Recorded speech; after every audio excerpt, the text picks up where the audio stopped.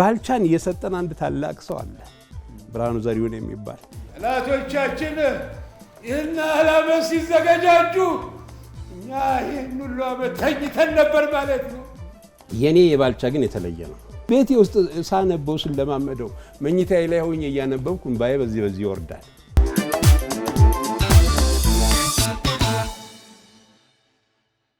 እየተከታተላችሁ የምትገኙት የቅዳሜ መዝናኛችንን ነው። አሁን ደግሞ ያለነው የእንግዳ ሰዓታችን ላይ ነው። እዚህ ስቱዲዮ እንግዳ ጋብዘናል። እንግዲህ በኢትዮጵያ የቲያትር ታሪክ ውስጥ ስማቸው በጉልህ ከሚጠቀሱ የጥበብ ሰዎች መካከል አንዱ ደበሽ ተመስገን ነው። እንግዳችን ስላደረግንህ በጣም ነው ደስ ያለን። እኔም ደስተኛ ነኝ ስለሆነ ደግሞ አሁን በባልቻ አባ ነፍሶ ቲያትር ዝናህ እየጨመረ ነው ደበሽ መድረኩን እየተመነሸነሸበት እንዴ በጣም እንኳን በሰላም መጣ። እንኳን ሰላም ቆያችሁ። ደበሽ እንዴት ነህ? እግዚአብሔር ይመስገን። እንዴት ነው ጥበቡ ዓለም እንዴት ይዟል? እንግዲህ ያው ከረጅም አክቹአሊ ያው ጥበብ ውስጥ ነው ያለሁት። የተለያዩ የቴሌቪዥን ስራዎችንም ሰራ ቆይቻለሁ። ሲትኮሞችና እንደዚህ ሲሪያል የሆኑ እንትኖችንም ሰራ ቆይቻለሁ። ግን ከመድረክ ቲያትሮች ደግሞ ጥቂት አመታት ርቄ ነበር። ጠፋ ብለህ ነበር። አዎ አሁን ደግሞ እንግዲህ እግዚአብሔር ፈቃድ ሆኖ ወደ መድረክም ተመልሻለሁ። አዎ ስላየን በጣም ነው ደስ ያለን። ደግሞ በጣም ድንቅ ብቃት የተመለከትንበት ነው የባልቻ አባ ነፍሶ ቲያትር። ወደ በኋላ ላይ እናነሳዋለን አይደል? በደንብ አድርገን ትልቅ ጉዳይ ነው፣ ትልቅ ሀሳብ ነው። ደበሽ ደግሞ ስለ ባልቻ አባ ነፍሶ አንስቶ አይጠግብም። በዛ ላይ ደግሞ ብዙ ትውስቶች አሉት። እሱን እያነሳሳን ቆይታ እናደርጋለን። ከዛ ባሻገር ግን እንደው ዛሬ ብናወራው ደስ ከሚለን አንዱ ጉዳይ ሀገርና ጥበብን ብናነሳ።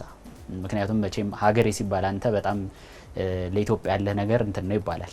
ይሄ አግሬሲቭ ሆነ ነው እንትን የምትለውና እንደው ሀገርና ጥበብ እንዴት ትገልጸዋለህ? በተለይ በእናንተ ሙያ ሀገርን ከመግለጽ ሀገርን ፍንትው አድርጎ ከማሳየት ለሀገር ከመቆም አንፃር እንደው ጥበብና ሀገር እንዴት ትገልጻታለህ? ጥበብ ያው በዋናነት ሀገርን ከምንገልጽበት ከምናሳይበት ዋነኛ መሳሪያዎች አንዱ ጥበብ ነው። ጥበብ ስንል ያው የግድ ቲያትር ለማለት ብቻ አይደለም። ሙዚቃዎቻችን፣ ስዕሎቻችን፣ የእደ ጥበብ ውጤቶቻችን፣ የተለያዩ የኪነ ጥበብ ስራዎች አሉ ብዙና ኪነና ስነ የሚለው እንዳለ ሆኖ ማለት ነው። በአጠቃላይ በሁሉም መልክ አገርን ሊያሳይ የሚችል ትልቅ መሳሪያ ከተፈለገ ጥበብ ነው። አበይት ከምንላቸው መፍትሄ መስጫ መንገዶች አንዱ ኪነ ጥበብ ነው ብዬ አምናለሁ። ከዛ ውስጥ ደግሞ የኔ ሙያ ቲያትር አንዱ ነው። እኔ እንደውም አሁን ሀገር ብለን ስናነሳ ደበሽ በቲያትር ውስጥ በተለያዩ የጥበብ ስራዎች ውስጥ ከ1971 ጀምሮ ነው ያለው። ከ40 አመታት በላይ አይደለ? ወደ 40 አመት በጣም ረጅም አመት ነው። ዋው ላምሳ ይቀርብ ዋው በጣም ረጅም አመት። በነገራችን ላይ ይሄ ማለት በፕሮፌሽናል ቲያትር ቤት ውስጥ ማለት ነው 48 አመት። ከዛ 1-2 አመት ቲያትርን የጀመርኩት እኔ በሀፓ ጊዜ እስር ቤት ውስጥ ነውና ከዛ ደግሞ ያው ከፍተኛ የሚባል አለ አይደለም እነሱ ሁለቱ ከተደመሩ 50 አመት ማለት ነው። ደፈነ ግን ፕሮፌሽናል በሆነ ቲያትር ቤት ውስጥ ተዋናይ ሆኜ 48 አመት ማለት ነው። በጣም ረጅም አመት ነው። የተለያዩ በጣም ብዙ አይነት ነገሮች ኢትዮጵያ ውስጥ ተከስተዋል። ጥበብ ደግሞ ከሀገር ጎን ቆማ ተመልክተሃል። አንተም ነበርክ በተለያየ ዘመን በኮሮና ጊዜ ከዛ በፊት በኤችአይቪ ጊዜ የኪነ ጥበብ ስራዎች ምን ያህል አስተዋጽኦ እንደነበራቸው እናውቃለን። ከዛ በቀደመው ዘመን ደግሞ ከ1965 ጀምሮ ለምሳሌ ከረሃብ ጋር በተያያዘ ኪነ ጥበብ ድርሻዋን ታውቃላችሁ። የኪነ ጥበብ ዓለም አቀፋዊ ባህሪን ለማየት 1977 ላይ ኢትዮጵያ ላይ በየ10 ዓመት እንደሚባለው ከፍተኛ ድርቅ አልነበረም። እንግዲህ ዓለም አቀፍ የሆኑ ሰዎች ናቸው ኢትዮጵያን አብዛኞቹ ያን ጊዜ አንዳንዶቹ በካርታ ላይም አያውቁም፣ ኢትዮጵያ የምትባለውን አያውቁም። ነገር ግን ስለ ኢትዮጵያ ረሃብ ስለሰሙ እነ ማይክል ጃክሰን፣ ሊዮናርዶ ሪቼ ኢትዮጵያን አያውቁም። ግን ስለ ኢትዮጵያ we are the world የሚለውን ኪነ ጥበብ እንደዚህ ዩኒቨርሳል ባህሪ ያላት ኪነ ጥበብ ዓለም አቀፍ ባህሪ ነው ያላት፣ ለብዙ ነገር መፍትሄ ትሰጣለች። እና 65 ዓመተ ምህረት የጥላሁን ገሰሰ ደግሞ ዋይ ዋይ የሚሉ ምን ያህል ህዝቡ እንዳንቀሳቀሰ እንዳላቀሰ ታውቃላችሁ። በምስራቁ ጦርነት ጊዜ የኪነ ጥበብ ሚና ሰምታችኋል ባደርሱበትም 1969 እና 70 ላይ የነበረ እና ከዛ በኋላም እንግዲህ ኪነ ጥበብ ሚናዋ ሰፊ ነው። ይሄ ስንል ታዲያ ሰዎች ሙዚቃ ብቻ ብለው እንዳያስቡ፣ ስነ ስዕሉ በዚህ ላይ ብዙ ሰርቷል። የእደ ጥበብ ስራዎች ብዙ ተሰርተዋል። የቲያትር ስራዎች ብዙ፣ የስነ ግጥም ስራዎች ብዙ ተሰርተዋል። የልብ ወለድ እነዚህ የኖቨል ስራዎች ብዙ ተሰርተዋል እና በሁሉም ዘርፍ የኪነ ጥበብ ሚና ላቅ ያለ ነው። አሁን ደግሞ የተለየው ምዕራፍ ላይ ነን ያለ ነው፣ እየተመካከርን ነው እና ጥበብ እንዴት እያገዘ ነው ኢትዮጵያን ትላለህ? አሁን በዚህ የምክክር ሂደት ላይ ምክክሩ ታላቅና ክቡር ሆኖ ኪነ ጥበብ ምን ያህል ተጠቅመናል? አሁን እኔም ራሴ ጠያቂ ነኝ። ውይይቶቹ፣ ሀሳቦቹ ትላልቅ ናቸው፣ ግዙፍ ናቸው። ምንድን ነው ምክክር የሚል ሀሳብ ይሄ የኢትዮጵያ ቋንቋዎች ጥናትና ምርምር አካዳሚ ምክር ከኔ ወደዛ የሚሄድ ነው ወይ ከአንቺ ወይ ከወንድሜ የሚመጣ ነው። ምክክር ሲል ግን እቺ ተጨማሪዋ የምትፈጥረዋ ነገር አለች አይደለም? እና መደረግ ያለበትንና የሌለበትን ለመወሰን ከአንድ በላይ በሆኑ ሰዎች መካከል የሚካሄድ ውይይት የሀሳብ ልውውጥ ይለዋል። ስለዚህ በዚህ አይነት መደረግ ያለበትንና የሌለበትን ለመወሰን የቲያትር እኔ አሁን ስለ ቲያትር ብናገር የቲያትር ሚና ብዙ የቲያትር ዘዴዎች አሉ አይደለም? እንደ ፎርም ቲያትር አሉ። ምናልባት አሁን በዚህ ደረጃ እነሱ ቲያትሮች እንትን ላይመጥኑ ይችሉ ይሆናል። ግን ግዙፍ ታሪካዊ ቲያትሮች ቲያትር እኮ አዳራሽ ውስጥ ተቀምጦ 1000 ሰው በተለያየ በየራሱ ምልከታ፣ ነገር ግን አንድ ነገር ይዞ ይወጣል። ምልከታው ይለያያል፣ አንድ ነገር ጨብጦ ይወጣል። እና ምክክር እንግዲህ እኔ እንደዚህ ተረዳሁት ምክክር የሚለውን ነገርና ምክክር ወደ ምህረት ወደ ይቅርታ የሚያደርስ ድልድይ ነው። እንደ ሀገር ብዙ አጥፍተናል፣ ብዙ ተሳስተናል እየተባለም ነው አይደለም? ስለዚህ ለዚህ ድልድዩ ምን ይባላል? ምክክር ይባላል። እና በዚህ ላይ የቲያትር ሚና እንግዲህ ጉልህ እንደሆነ እረዳለሁ። ወደ ባልቻ እንውሰደው። እንግዲህ ባልቻን በጣም ተናግሮት አይጠግቦም። እንግዲህ ደበሽ እንደው የባልቻን ቲያትር ለመስራት የ40 ዓመት ህልምህ እንደተሳካ ነው ማምነው። በተለይ በአንጋፋው የቲያትር ባለሙያ በአውላቸው ደጀኔ ልክ ባልቻ ሲሰራ እንደው እኔም ይሄንን እድል አግኝቼ እንደው ባልቻም በሆንኩኝ ስትል የነበረው ከ40 ዓመት በኋላ ተሳካለ። ምን ነበር እንደው 40 ዓመት ጠብቀህ እዛ መድረክ ላይ ስትነግስበት ባልቻን ሆነ ስትሰራ የነበረው ስሜት ምን ይመስላል ደበሽ? 1978 ላይ ነው ባልቻን ያየሁት። ሀገር ፍቅር ቲያትር ጋሻው ላይ አውላቸው ደጀኔ ሲጫወቱ እኔ በኢትዮጵያ ቲያትር ታሪክ እጅግ የምንወድ የምናከብራቸው ብዙ አባቶች አሉ። በቀዳሚነት ከማነሳቸው ሰዎች አንዱ እሳቸው ናቸው፣ ጋሻውላቸው ናቸው። እና ያን ጊዜ እኔ ብዙ ቲያትር ሰርቻለሁ። 1978 ዓመተ ምህረት እኛ እንደውም የኛ ቤት እየታወቀ እየገነን የመጣበት ሰዓት ነው። እኛም እንግዲህ እንደ ዘመኑ ስም እያገኘን የመጣንበት ሰዓት ነው። እና በቲያትር አንድ ልብ አለ ሁል ጊዜ በሙያተኞች ዘንድ። ቲያትር ስናይ እንግዲህ እኔ ይሰማኛል፣ ሌሎችም እንደዛ ይመስለኛልና ጥሩ ሲጫወቱ ስታይ እኔም ሰርቼው ቢሆን ትላለህ። አለ እንደዚህ አይነት መንፈሳዊ እንትኖች አሉ፣ እንመኛለን። ይሄን ባህሪ የተጫወቸው ይሄ ያለ ነው። የኔ የባልቻ ግን የተለየ ነው። እንዴት እንበል?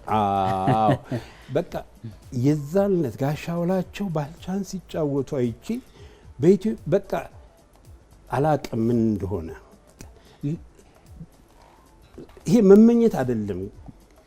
ከዛን ቀን ከዛች ሌሊት ጀምሮ እንደው አንድ ቀን በቲያትር ዘመኔ ባልቻ ቲያትርን ሰርቼ በቃ ቲያትሩን ካየው ጀምሮ በዘመኔ አንድ ቀን ባልቻ ቲያትርን ሰርቼ ቢሆን ብዬ መኝ ነበር።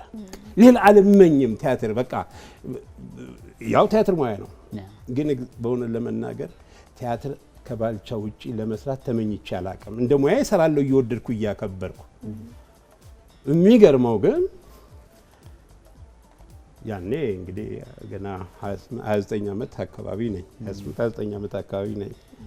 ያው እግዚአብሔር ዘመን ሰጥ አይደለም። ከ40 ዓመት በኋላ የቲያትሩ አዘጋጅ አንድ ምሽት ላይ ደወለልኝና ደቤ አንድ ቲያትር አብረን ልንሰራ ነው፣ እንደው አንተን የሚመጥንሃል ብዬ ስላሰብኩ ነው ምናምን አለ። ደስ ይለኛል። ተሻለ ዶክተር ተሻለ ነው። ደስ ይለኛል ጥሩ ቲያትር ካገኘ ተሼ ምን ልትሰራ አሰብክ አሉት። እንደሚመጥን አውቃለሁኝ፣ ግን ጊዜ ካለህ እኮ ንገረኝ አልኩት። ባልቻን ለመስራት አስቤያለሁ። ምንም አላልኩኝም። በቃ ሁለቴም አላሰብኩኝም። እንደውም በኋላ ላይ እሱ እኔ እየፈራው ነበር እኮ እያመነታው የደወልኩት አልችልም አይመቸኝም ትላለህ ብዬ ነበር። ኧረ በለው 40 ዓመት ስመኘው የነበረ ቲያትር ባልቻ ነገርኩት አልኩት ለራሱ እንደዚህ ነው 40 ዓመት በሰራው ብዬ የማስበው ቲያትር ባልቻ ነው በቃ።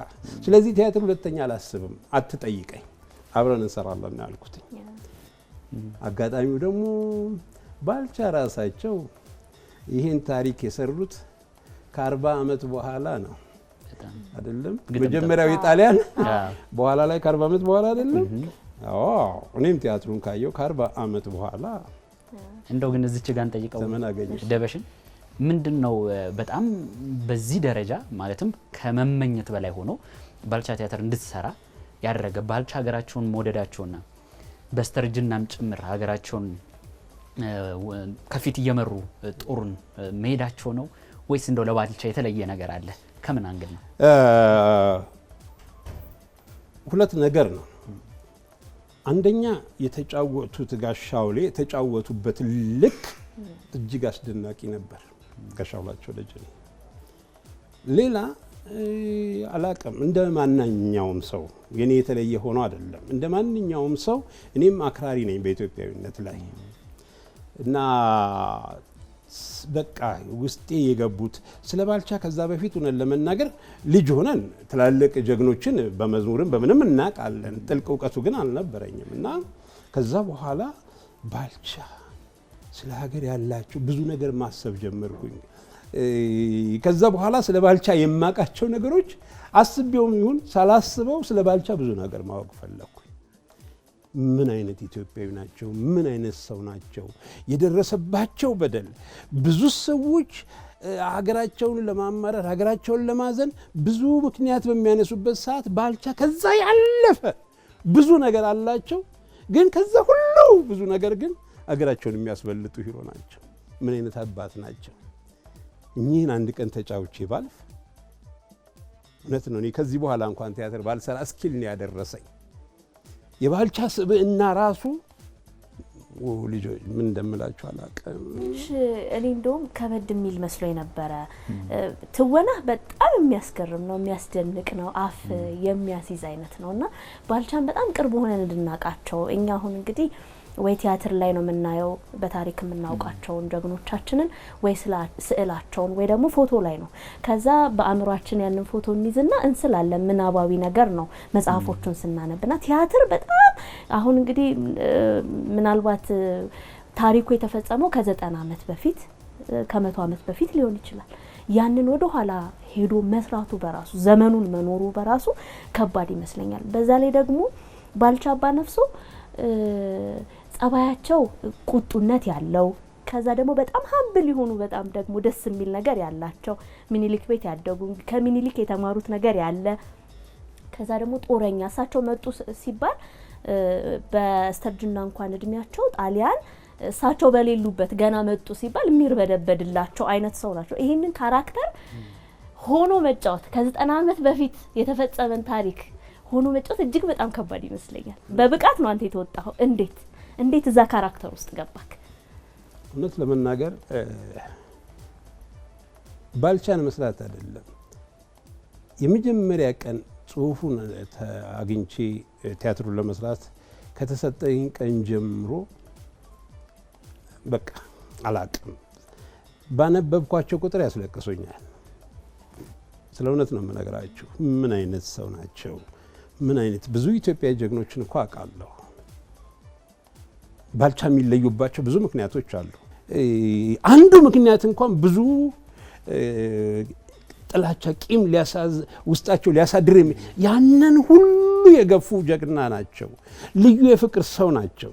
እንደተባለው መጀመሪያ እንደውም ራስ መኮንን ነበር የወሰዷቸው። ሚኒሊክ ስለሳቸው ሰምተው ላለመስጠት እንኳን የንጉስ ቃል ሆኖባቸው ነው ራስ መኮንን ለሚኒሊክ አሳልፈው የሰጡት። እና እንዴት አይነት ተወዳጅ፣ እንዴት አይነት የተከበሩ፣ እንዴት አይነት የፍቅር ሰው ናቸው። እና እሳቸውን ለመስራት እንደው እግዚአብሔር አቅም ሰጥቶኝ ነው እንጂ በእውነት እሁድ ቲያትር ለመስራት ጠዋት አንብቤ ሲሄድ ጠዋት አነባለሁ። አክቹአሊ ስክሪፕቱን ሳይሆን በውስጤም አነባለሁ። ለሶስት ደጋግሜ ነው ከቅዳሜ ጀምሮ በጣም ስለምፈራቸው ባልቻል እንዲህ በምናቤ እፈራቸዋለሁ እና ቤቴ ውስጥ ልጆች እያሉ ቤቴ ውስጥ ሳነበው ስለማመደው መኝታዬ ላይ ሆኜ እያነበብኩ እንባዬ በዚህ ይወርዳል። አላቅም ምን ያህል ተጽዕኖ እንዳሳደሩብኝና እንዳልሽው ከፍራቻም የመጣ ነው። በቃ ሳስባቸው በዚህ መልክ ልገልጻቸው እችላለሁ አላቅም። ያልፋሉ እሳቸው ሩቅ የሆኑ አባት ናቸውና እኔ ባልቻ ለዚህ ነው እንደው ሁሉም ሰው ባልቻ ነው ባካችሁ የአገሬ ሰዎች ባልቻን እንደ ባልቻ ብዙ አባቶች አሉ ነው ሁሉንም እንውደድ። ግን በነገራችን ላይ ስለ ባልቻ ስናገር ባልቻን እየሰጠን አንድ ታላቅ ሰው አለ ብርሃኑ ዘሪሁን የሚባል ሁሉም ሰው ይሄንን በዚህ ሰዓት በተለይ ልብ እንዲለው ፈልጋለሁ።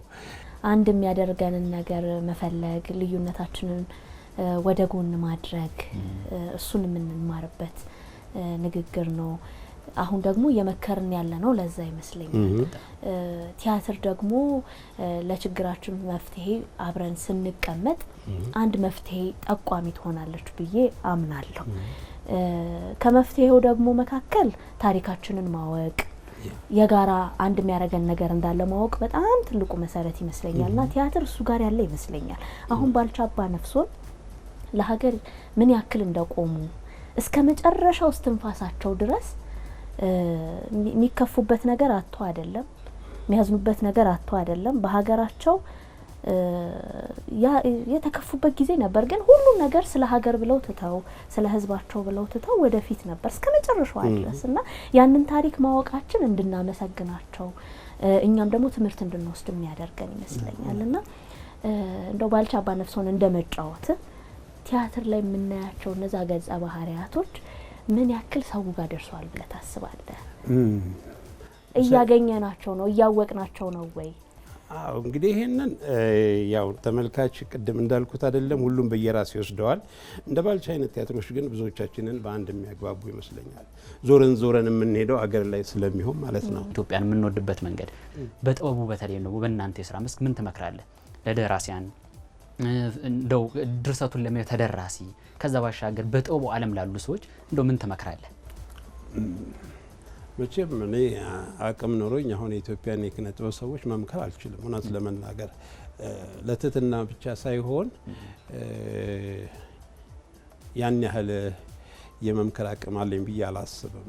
ግን እንደው ለአንዳንዶች እንደ ኩያም እንደ ታላቅ ወንድምም ሆኜ ቢሆን ደስ የሚለኝ የምንሰራቸው ወይም የምናቀርባቸው ትርኢቶች ዘመንን የዋጁ ቢሆን ደስ ይለኛል። አሁን ኢትዮጵያ ምን ያስፈልጋታል በኪነ ጥበቡ የሚለውን ማየት ብንችል ሁል ጊዜ ዘመን የሚዋጅ ትውልድ ሲኖር ጥሩ ነው። ነጋሽ ብርሃኑ ነጋሽ ጸጋዬ የጋሽ ጸጋዬን ብር ካያችሁት በሙሉ ዘመኑን እየዋጀ ነው የጻፈው። የሚነሱት ከዘመኑ ነው እና እንደ ኪነ ጥበብ ሰውነታቸው አንድ ስቴፕ ቀድመውን ይሄዳሉ። ፓርት እንደዛ አይደለም፣ ዋን ስቴፕ ፎርዋርድ ይባል የለም። ከህብረተሰቡ አንድ እርምጃ መቅደም አለበት። ግን የሚነሱት ከየት ነው? ዘመኑን ዋጅተው ነው። የጋሽ ጸጋዬን ጽሁፍ ካየ ይሄ ነው።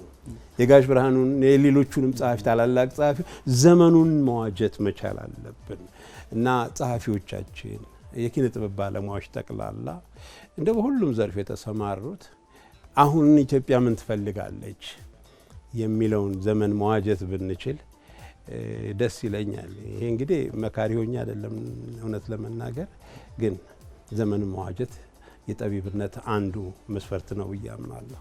ደበሽ ወይ ግጥም ወይ የሆነ ነገር ሳይልልን አይወጣም አይደለ? አዘጋጅቷል ደግሞ። ስለዚህ ማለት አለበት ደበሽ የድሉን እንስጥ። እሺ አብሮነት የምትል ነች። አብሮነት አብሮ እውነት ይላል። የአንድ ሕዋስ ክፋይ የአንድ ማህፀን ፍሬ የአንድ ቅኔ ሚስጥር የአንድ ህብር ዝማሬ የመደመር ውጤት የአብሮነት ኑባሬ የትስስር ጸዳል አንድ የሆነ ፍሬ አብሮነት ጠሊቅ ነው የከርሰ ምድር ውሃ ተቀድቶ የማያልቅ ተጠጥቶ የማይነጥፍ ጠሊቅ ነው ታሪኩ የአብሮነት ልኩ። ከአንደረት ተጣብቆ አንድ ጡት ተጋርቶ ከራባት እናት ነፍት በትብት የሚቋደስ ከደሟ ተካፍሎ ከስጋዋ ነስቶ ከደረቀ ጡቷ ሕይወትን ተጋርቶ አብሮነት ጠሊቅ ነው በትብት የታሰረ ሁነኛ ማህተም በደም የታተመ። እትብት አንድም ከእናት ማህፀን ምግብ መቀበያ አንድም ከሀገር ማህፀን ካፈር መቋጠሪያ የኪዳን ማሰሪያ ውሁድ የአንድ ደም ቅይጥ የአንድ ሕዋስ ክፋይ የአንድ ማህፀን ፍሬ የአንድ ማህፀን ብቃይ አብሮነት ጠሊቅ ነው። መቼም አንድ ፍሬ በአንድ ጊዜ ሁለት ቦታ ይዘራ ከሁለት ምድር ሊያበቅል ከሁለት ምድር ሊያፈራ። ሁለት እግር አለኝ ተብሎ ሁለት ዛፍ አይወጣም እንደሚል ብሂሉ በአንድ ትብ ተሳስሯል በአንድ ትብ ተቋጥሯል የእናትነት ፍቅር የእናትነት ጉሉ። አብሮነት አብሮ እውነት አንድ ነው ትስስሩ የደም የማይበጣጠስ በቋንቋ በቀለም። አንድ እጅ አያጨበጭብም አንድ እንጨት አይነድም እንዲሉ ምሳሌ አብሮነት አካል ነው በአንድነት የሚቆም የአካል ውሁድ ነው። እጅ ብቻውን አካል አይሆንም እግርም በተናጥል አካልን አይሞላ።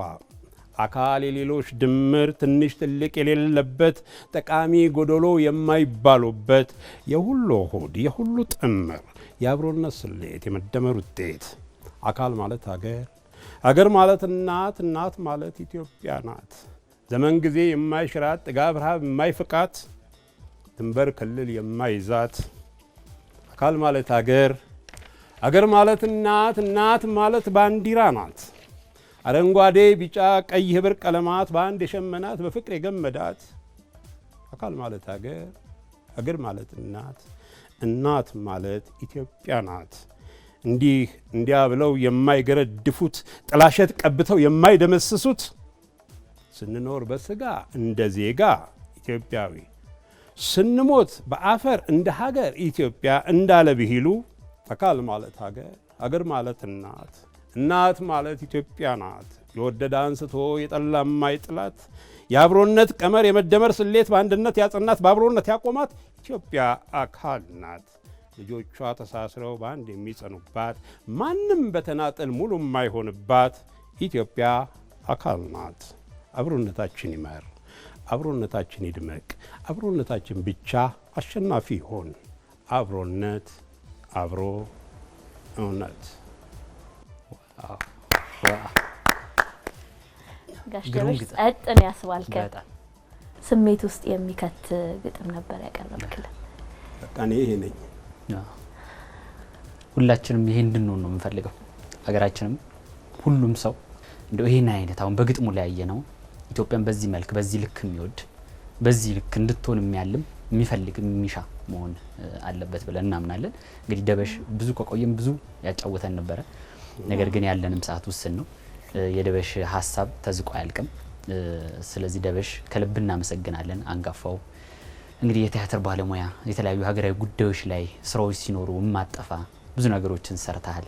ከልብ እናመሰግናለን። እኛም በቅዳሜ መዝናኛ ስም እንዲህ እዚህ መተህ ቆይታ ስላደረግን ይሄን የመሰለ ግሩም ቆይታ ከልብ እናመሰግናለን። ተመልካቾችም እንደወደዱት እናምናለን። እንግዲህ ተመልካቾቻችን ከአንጋፋው የቲያትር ባለሙያ ቲያትርን ከልቡ ከሚወድ ሰው አሁን ደግሞ የልቡ ሞልቶለት የባልቻ አባነፍሶን ቲያትር መድረክ ላይ በሚገርም ሁኔታ በግሩም ሁኔታ የተጫወተው ደበሽ ተመስገንን ከልብ እናመሰግናለን። ደበሽ በስተመጨረሻ ግን እንደው ለተመልካቾች የማመሰግነው ሀሳብ አለኝ የምትል ከሆነ እሱን እድል እንስጥና ፕሮግራማችንን እንቋጭ። እንግዲህ እውነት ለመናገር ያው ስለ ባልቻ ቲያትር ካነሳን ደራሲ ብርሃኑ ዘሪሁንን በጣም ሊመሰገን ይገባል። ሁላችንም ልናመሰግነው ይገባል። የቲያትሩን አዘጋጅም ማመስገን ይገባል። ተሻለ አሰፋን አብረውኝ የሰሩት ሙያተኞችን በእውነት በጥሩ አክብሮትና በጥሩ ፍቅር አብረው ስለሰሩ በጣም ደስ ይለኛል። እነሱን አመሰግናለሁ። ግን በዋናነት እንደው እድሉን ስለሰጣችሁኝ ይህን ቲያትር እንደው በተለያየ ቦታም ስላነሳሁት ላንሳው። አሁን ሀገራችን ላይ የምክክር ጊዜ አይደል ያለው። በዚህ ነገር ላይ የሚሳተፉት ተሳታፊዎች እንደው እንደ መዝናኛ ሀገርን እንደ ማያም አንድ መጠቀሚያ መሳሪያ አሁን በምክክር ላይ ያሉ ወገኖቻችን መጣው ይህን ቲያትርን ቢያዩት ቀጥሎ ያለውን መናገር አልችልም። ግን እንደ መዝናኛም ሀገርን በሌላ መልኩም በጥበብ እንደ ማያ መነጽር በእውነት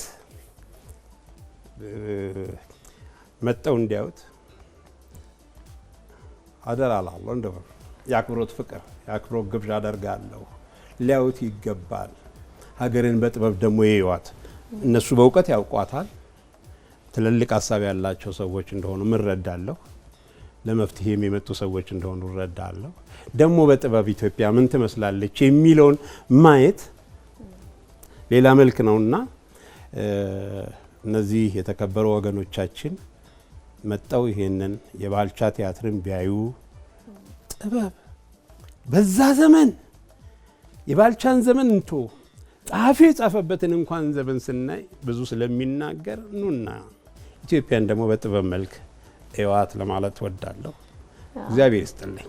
አዎ እኛም እንግዲህ ለቅዳሜ መዝናኛ ተከታታዮቻችን መልእክት ማስተላለፍ የምንፈልገው የባልቻ አባነፍሶን ቲያትር እንዳያመልጣችሁ ነው። ምክንያቱም ድንቅ ጥበብ የታየበት ነው፣ ታሪክ ያለበት ነው፣ ሀገራችንን ጀግኖቻችንን የምናውቅበት ነው። ከዛ ባለፈ ደግሞ እንደ ጋሽ ደበሽ ያሉ በጣም ብዙ ልምድ ያላቸው ጥበብን የሚያውቋት የሚሰሯት ሰዎች የተሳተፉበት ነው።